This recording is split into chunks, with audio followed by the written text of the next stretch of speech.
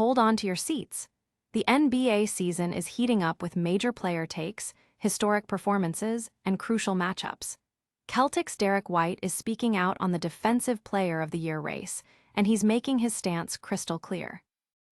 Then, former Celtics star Gordon Hayward is weighing in on Bam Adebayo's absolutely explosive 83-point game, and let's just say he's not entirely impressed, questioning its impact on the league. And the Boston Celtics themselves are facing a massive, high-stakes showdown against the league-leading Oklahoma City Thunder. Can they prove they're championship contenders? Finally, we're diving into who the Celtics might be targeting in the draft to upgrade their frontcourt with a polarizing 6'11" center. Don't go anywhere. Like, subscribe, and ring that notification bell. Looking for a fast-charging, ultra-responsive stylus for your iPad? Meet the 2X Fast Charge Active Stylus Pen, designed for 2018 to 2025 Apple iPads. Take your creativity and productivity to the next level. Click the link in the video description to shop now on Amazon. Derrick White is shutting down his Defensive Player of the Year hype. Is he the best defender in the league, or is he just being humble? Find out what the Celtics star is saying about his chances for the coveted award. In a standout defensive season that's been crucial to the Boston Celtics' success, guard Derrick White is making waves not just with his play, but with his words. Despite earning Eastern Conference Defensive Player of the Month for February and being a cornerstone of the league's top defenses, White is downplaying his own chances for the NBA Defensive Player of the Year award. "I don't think I have a chance," he stated, a surprisingly humble take given his impact. White's all-around game is undeniable. He's a 6'4" guard who excels at perimeter defense, makes crucial help-side rotations, and even provides rim protection, averaging a career-best 1.4 blocks per game. This season, he's been a vital part of the Celtics' 43-22 record, contributing 17.5 points, 4.4 rebounds, and 5.7 assists. Fans and analysts are buzzing about White's consistent brilliance, with many believing his defensive prowess deserves serious consideration, a sentiment echoed by his teammates and coaches.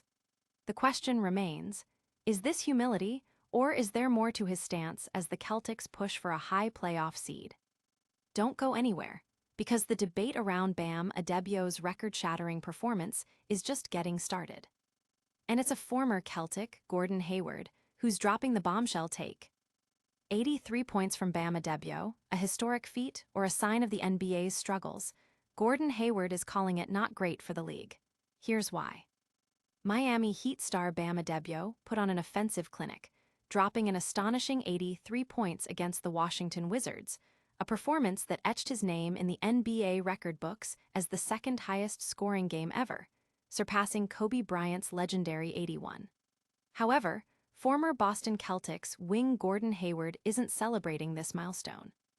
In a candid assessment, Hayward expressed that Adebayo's scoring explosion, especially given it's not his usual forte, doesn't bode well for the league's competitive integrity.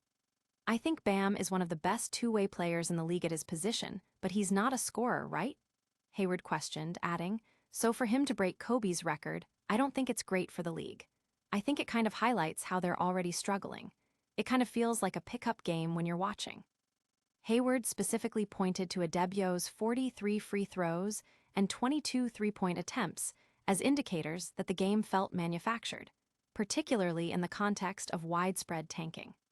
While Adebayo is averaging a solid 20 points this season, this 83-point outburst is an anomaly for a player celebrated more for his defense and all-around game. The NBA community is divided, with some marveling at the scoring feat and others, like Hayward, concerned about what it signifies for the league's authenticity. But the drama doesn't stop there. The Celtics are facing their toughest test yet against the league's best. Can Boston's stars overcome injury concerns against the formidable Thunder? Celtics versus Thunder, a championship preview or a strategic gamble? Boston faces a tough decision with their stars facing injury risks. The NBA landscape is buzzing with anticipation for the showdown between the Boston Celtics and the league-leading Oklahoma City Thunder. This isn't just another regular season game. It's a major measuring stick for the Celtics, who are looking to reclaim their championship form. With both teams boasting elite records, OKC at 51-15 and Boston at 43-22, this matchup is a crucial indicator of where the Celtics stand against true championship contenders. This marks their first encounter of the season, with a highly anticipated rematch in Boston to follow. However, the intensity of this game comes with a significant risk. Key players Derrick White and Jason Tatum are both listed as questionable due to injury concerns, White with a knee issue and Tatum for reconditioning after a long layoff. Despite their importance, the Celtics might be wise to consider resting them. The Thunder, led by aggressive players like Lou Dort, are known for their physicality, and with the playoffs on the horizon, protecting their star assets is paramount. Boston has built a strong lead in the Eastern Conference, and prioritizing the long-term health of White and Tatum over this single matchup could be the smartest play.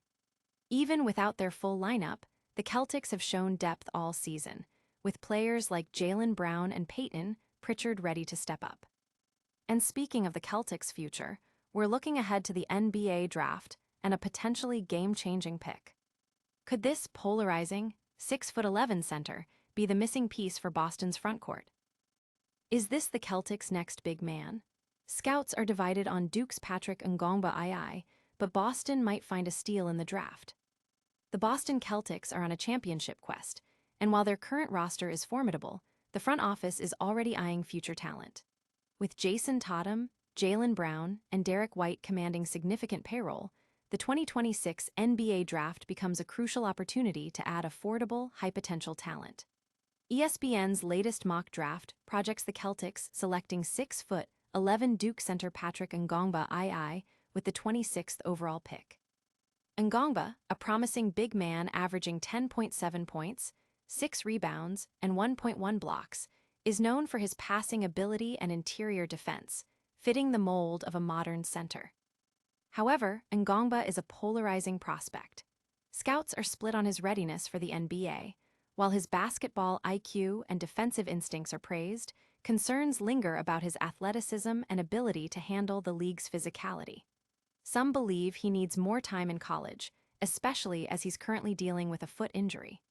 Despite these questions, Ngongba's long-term potential has him firmly in the late first-round conversation. The Celtics have a strong track record of finding value in this draft range, with recent picks like Peyton Pritchard and Baylor Scheierman proving to be effective contributors. That's all the news for today, but we'll be right back with a lightning round recap of all the top stories. Stay tuned for the outro. We've got a packed show today. Derrick White is playing down his DPOY chances, Gordon Hayward is questioning Bam Adebayo's historic scoring night, the Celtics are facing a massive test against the Thunder, and a polarizing draft prospect is on Boston's radar. Don't forget to like this video, subscribe to the channel for more breaking NBA news, and hit that notification bell so you never miss an update.